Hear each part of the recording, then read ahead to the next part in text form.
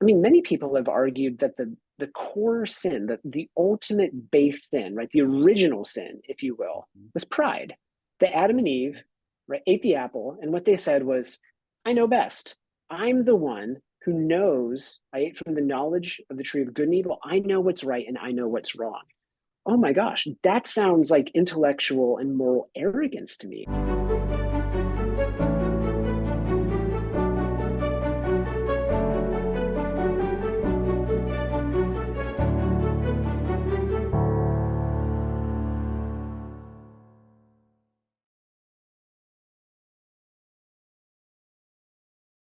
Hello and welcome to this webinar Zoom interview for Science for the Church, where we are approaching psychologists and asking for their help in how to think about polarization. This is the second in our series, and I'm really excited to talk with Daryl Van Tongeren of Hope College and to learn through his research and through his work in psychology ways that churches can better navigate the polarization, the things that divide us in our families, in our communities, and even within our churches. So Daryl, welcome. It's good to have you here and to join us. Thanks, Drew. Thanks for having me.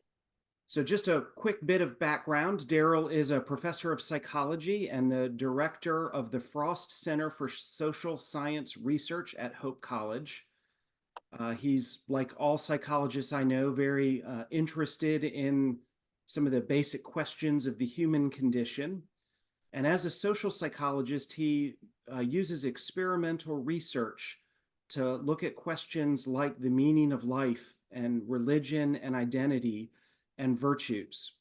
And he's written a number of books, work on suffering, work on humility, which we're going to talk about some today.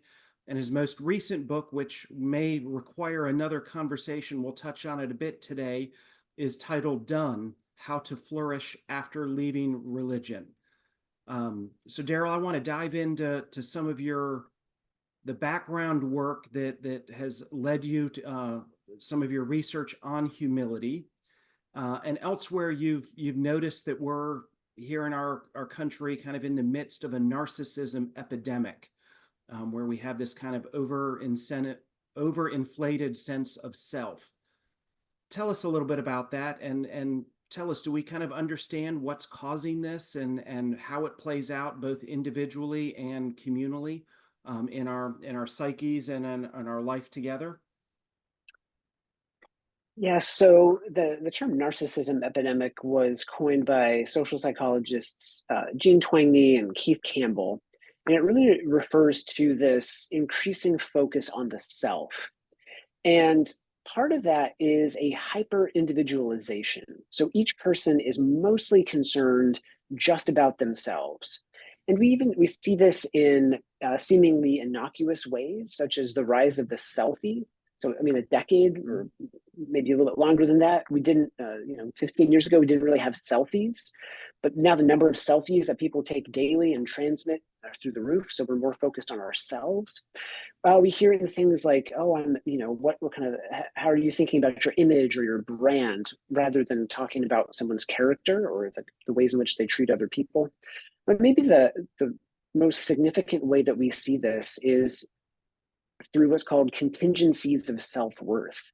So a lot of us are desperately seeking the approval of other people, and we're putting our self-worth or our self-esteem in the hands of others and making sure that we gain their approval. And when we do that, it can lead to this hyperinflation of seeking the validation of other people, focusing on ourselves, and leaving us rather fragile and unable to navigate some of the difficulties of what it means to live in community, especially community with people with whom we disagree or who may be very different than we are. That's real interesting because I know all the varied research that talks about how we live better when we're in community.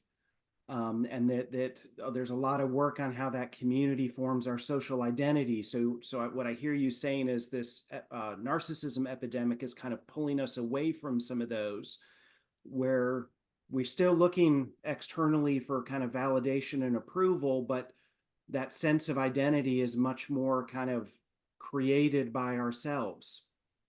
That's exactly right, which is in part, I think, why the Surgeon General alerted uh, so many people, right, and made this national proclamation that loneliness is a Mhm. huge mental health and social and physical health concern in the United States right now. So as we're increasingly looking inward and we're focused so much on how we're being perceived by others or making sure that our individual needs are being met, our image or brand is top priority, we're failing to deeply connect in meaningful ways in Mhm. communities, having lasting relationships, being able to take and give and receive feedback might be difficult for us to hear.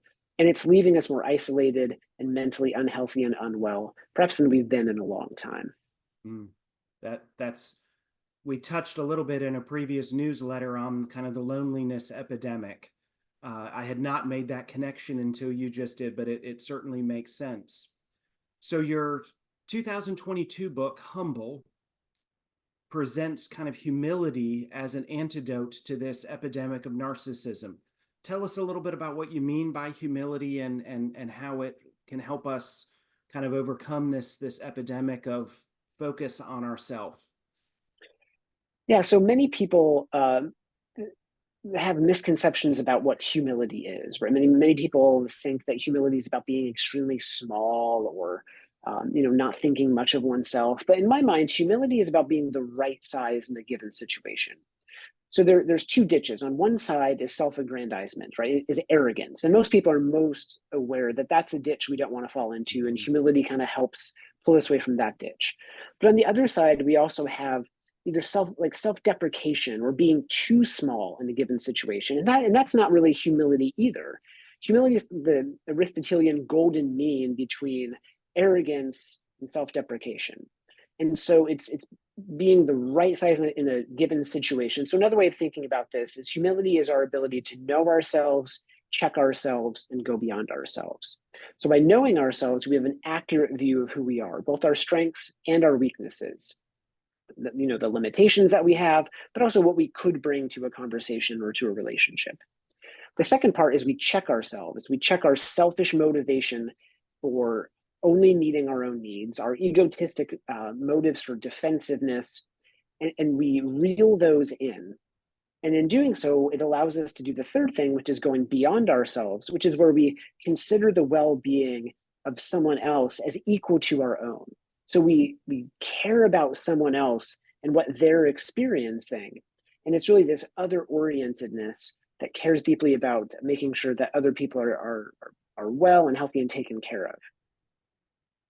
And so, why this is this antidote to narcissism is because it reels us back in from this overinflated sense of self to making us just that right size. Mhm. So help me understand just a little bit. I mean, I've heard and read some on intellectual humility and a little bit kind of on I think this is a more complicated area for some, like moral humility. You seem to be talking a little bit more about kind of a social humility, maybe, or am I right to have these kind of different things, or is there much more in common across them? No, I'm glad you brought this up. So in my book, I talk about there's multiple expressions of humility, and I think there's at least four that are worth noting. So one is humility in our relationships, right? So we might call that relational humility. So how other people perceive us, how we show up in our social interactions, and oftentimes humility is a signal of how we're likely to be treated when we're in a relationship with someone. And usually we can agree, oh, that person's humble, that person's arrogant. A second is intellectual humility, like you mentioned. And this is humility around our ideas or beliefs or worldviews. And so we often see this coming up in the area of politics or religion, right? I'm right, the other person's wrong. Okay, that's kind of a lack of humility. And instead, humility would be an open mindedness and an acknowledgement of our own intellectual limitations, willingness to revise when presented with sufficiently strong evidence uh, and changing one's viewpoint. A third would be cultural humility, so the ability for us to navigate cultural differences or be around people who have different backgrounds from us, and seeing that difference and diversity as a strength and wanting to learn and cultivating curiosity around that rather than automatically assuming one's viewpoints or cultural background is naturally superior. And then the fourth is something I introduced that really hasn't gotten a lot of study, and that's called existential humility. And with that, it's kind of a, if humility is about being the right size, I think there are some times when the right size is being appropriately small. So if you're peering over the Grand Canyon, or you're watching the Northern Lights, or you're, surrounded by a big body of water, sometimes you just feel so overwhelmed, and that feeling of smallness feels good. It feels right. And it's kind of our right smallness in place of the cosmos or something larger than ourselves.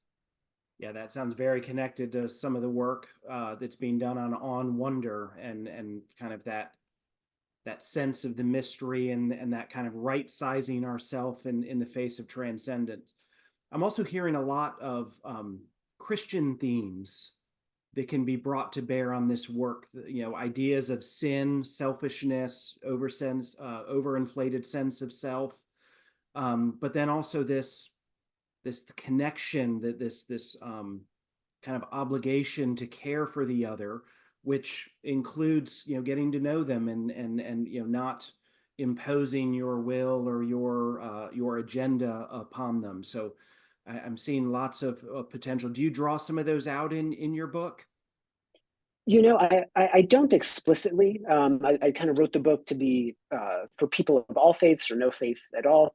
But I love that you're making that connection, because I definitely think that there's deep resonance with a lot of Christian teaching and Christian faith. So, I mean, many people have argued that the core sin, that the ultimate base sin, right, the original sin, if you will, was pride.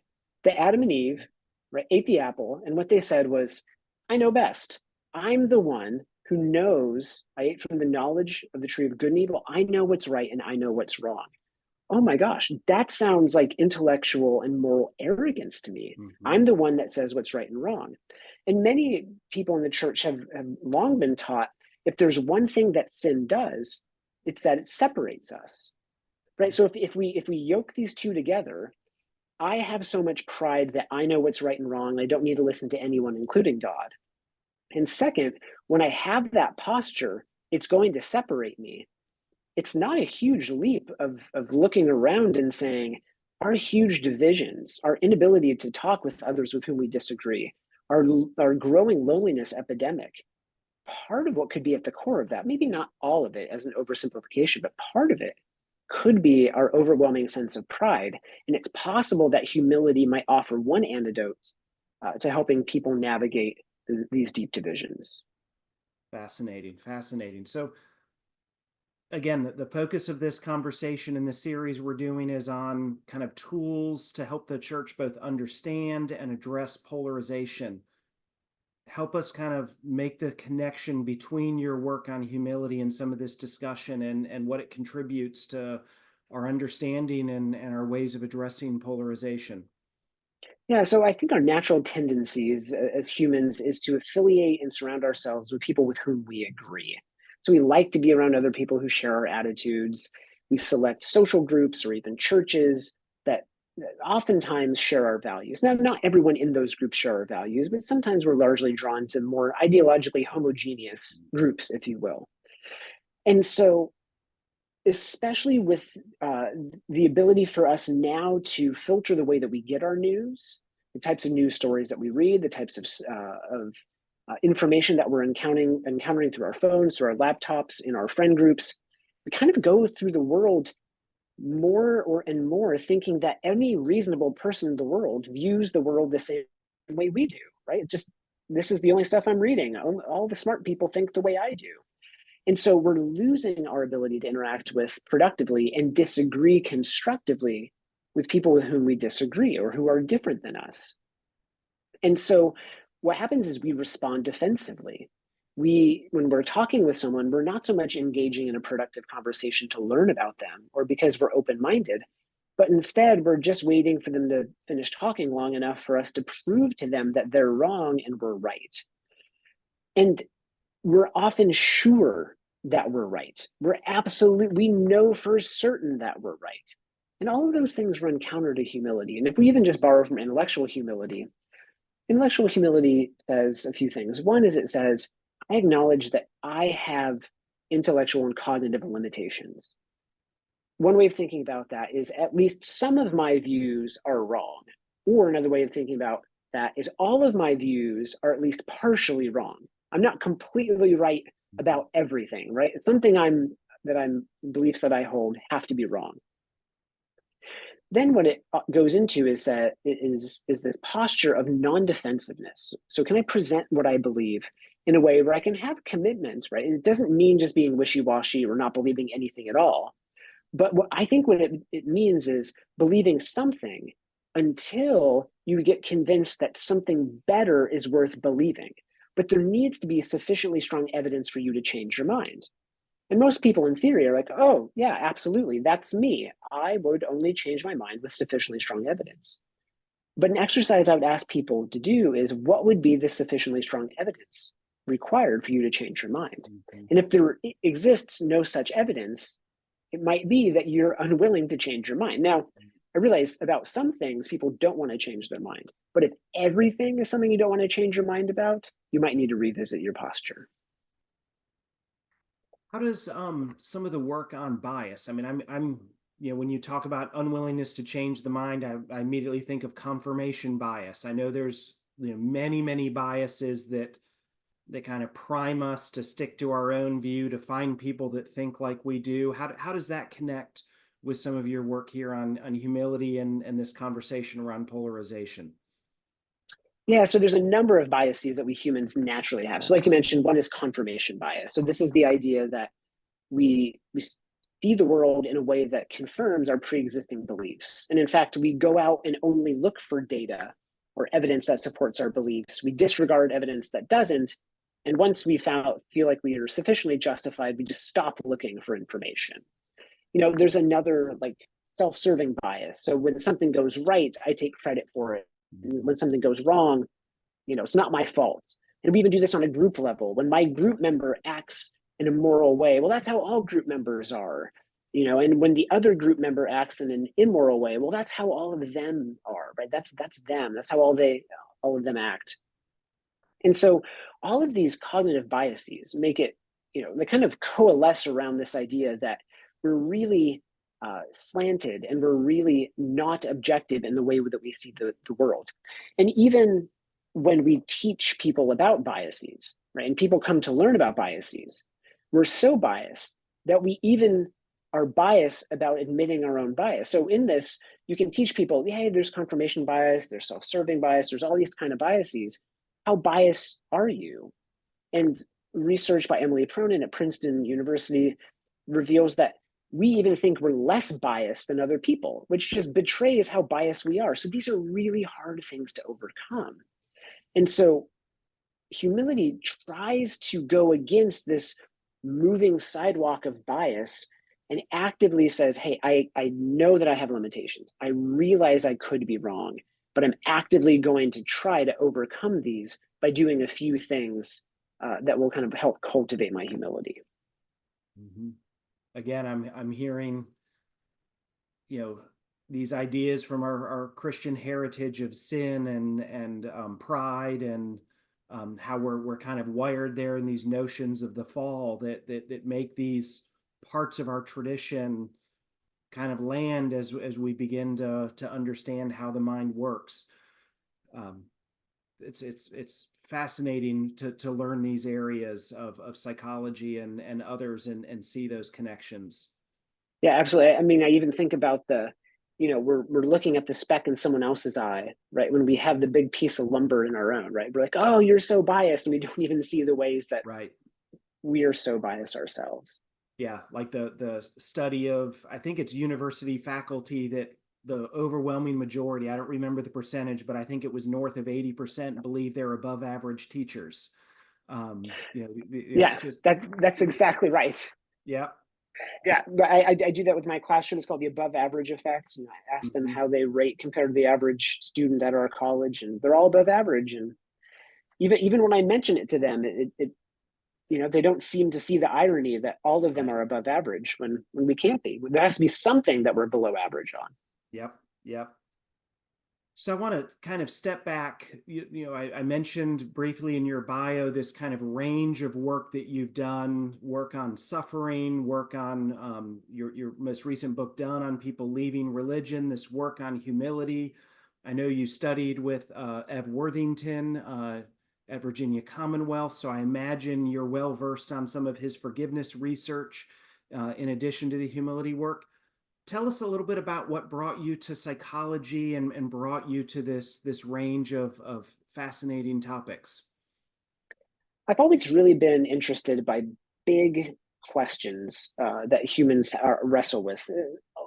What psychologists, scholars, philosophers, religious teachers have long called existential questions.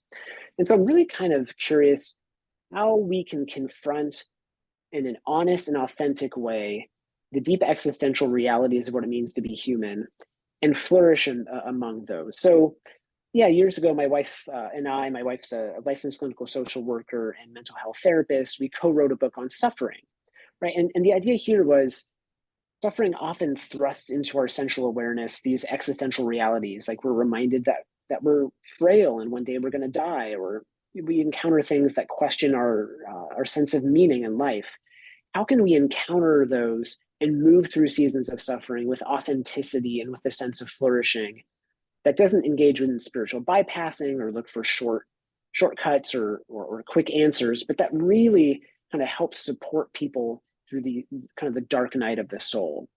And as I was working on some of that, I was also doing work on humility. And part of the connection there was what suffering often does is it lays bare a number of our assumptions and expectations. And we realized that we were a bit misguided. They were assumptions that didn't bear out. And so I wondered, is it healthier then to realize the ways in which we could be wrong, the ways in which our previous beliefs might need to be revised and changed, because in doing so, they actually allow us to have a more accurate and authentic view of the world, and that would facilitate a greater sense of flourishing.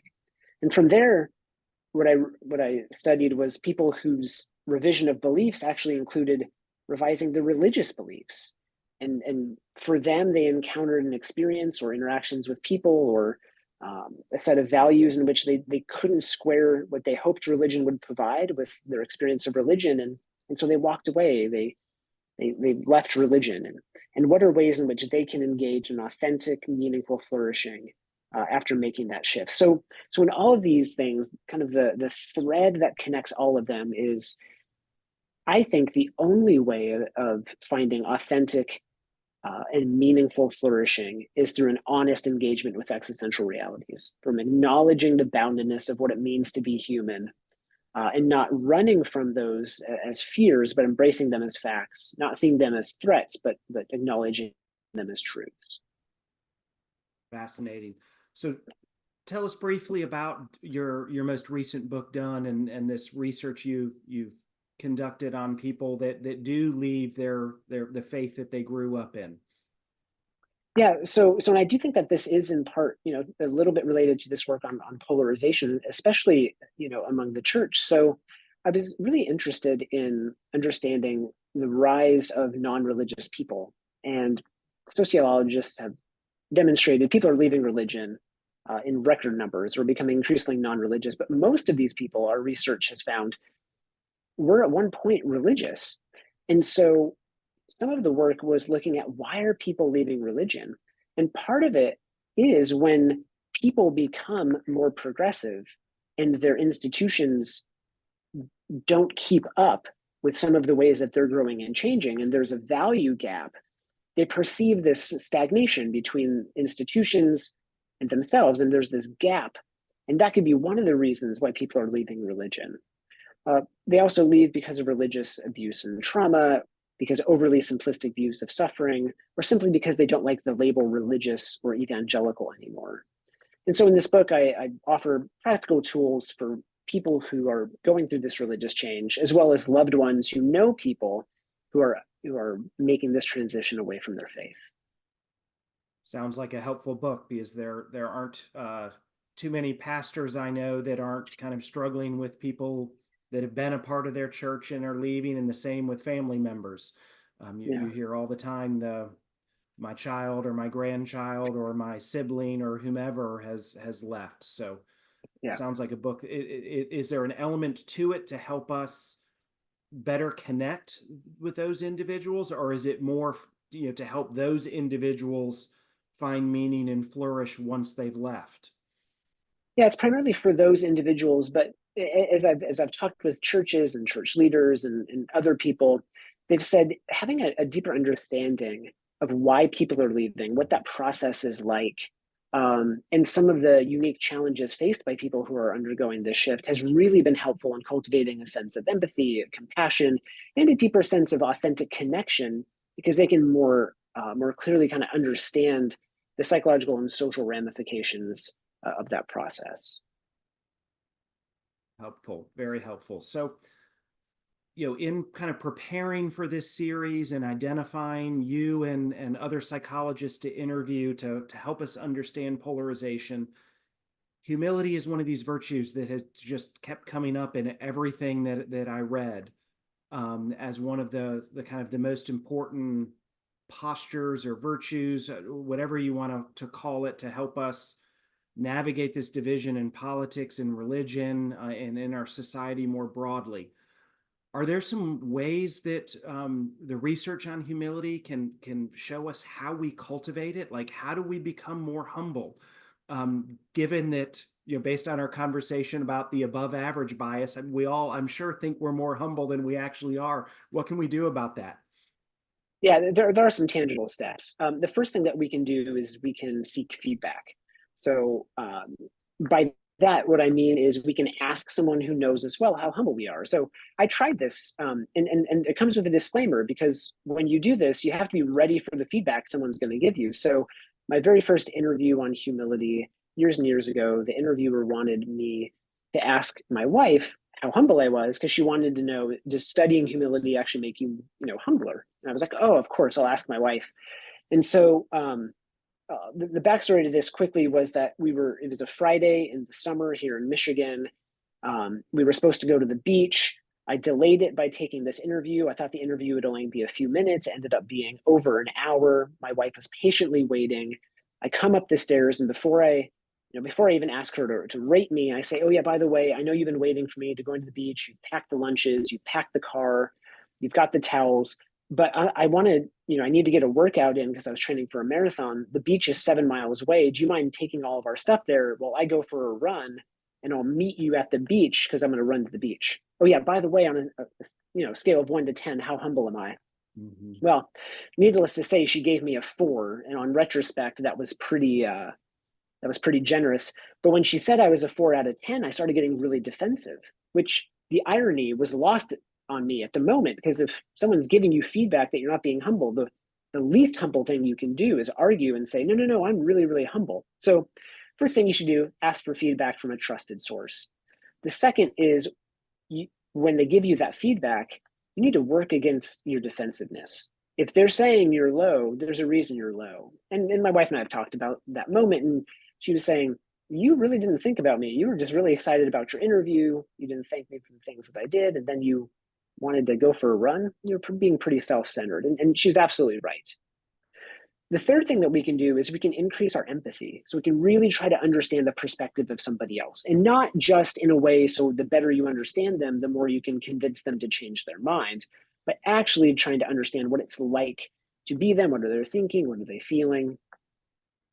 The fourth thing that we can do is we can diversify our interactions.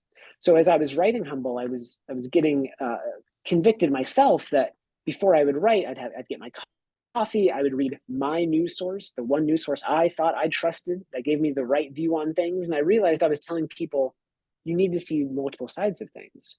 So I started reading more broadly different news sources. I signed up for an email that provided two different sides of a particular political opinion each day. And I tried to make sure that I was intentionally spending time with people who were ideologically dissimilar to me, who thought and believed things very different from the way I did. And then lastly, the thing that people can do is practice because humility is hard, right? The biases we've talked about, the culture we're living in, it's like we're swimming upstream or we're walking against that moving sidewalk.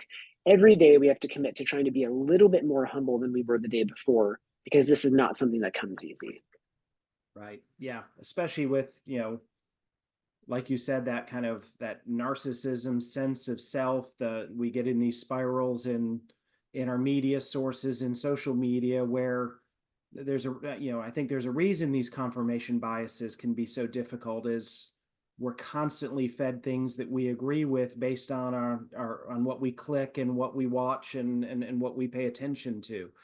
That's really helpful.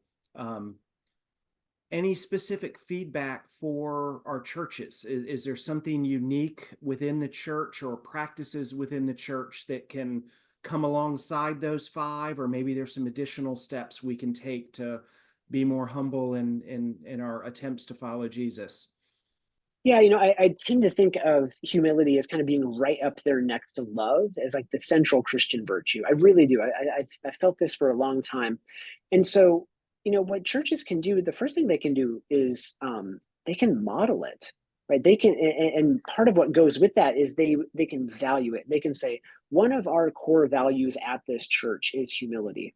To be honest, I haven't gone to or seen many churches where that's explicitly a core value. Like I see like what we believe, here's our doctrinal statements, here's when church, here's when the services are, here's how to pick up your kid.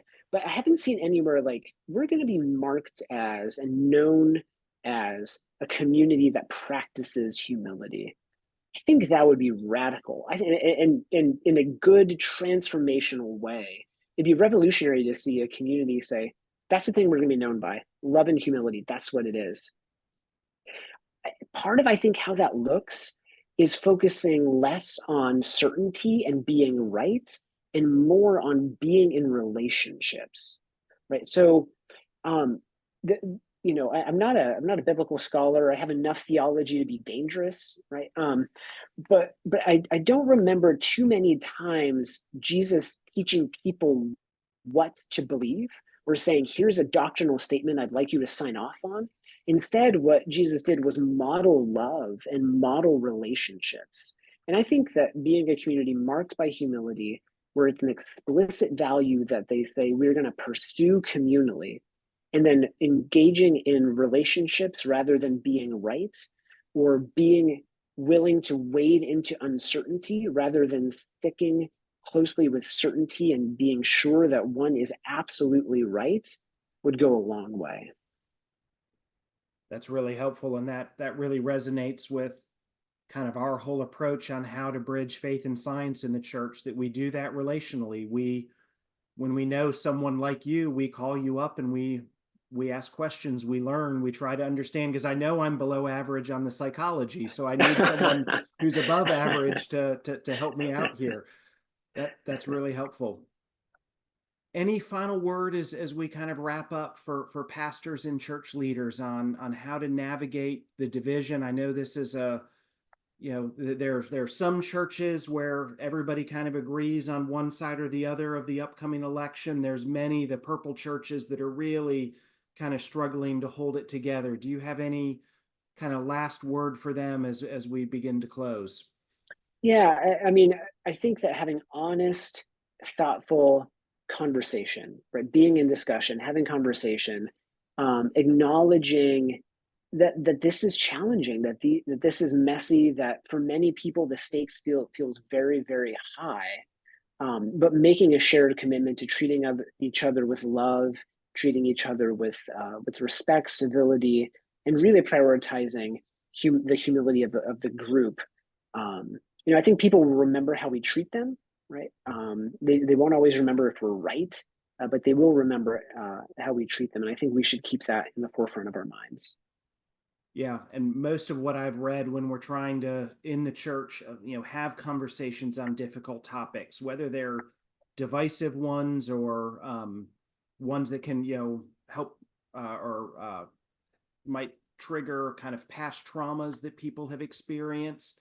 There's a lot of talk about the ground rules that you Yeah. set in a room and for a conversation, and I think a lot of what I expected to hear in this conversation, what I have heard, is that humility and the multiple phases of humility, not just an intellectual humility, but also this kind of social, relational humility, are huge factors in setting those ground rules. And like you said, being the people that are in relationship and loving our neighbors, and not, you know, trying to make sure they look and think and act the way that we do.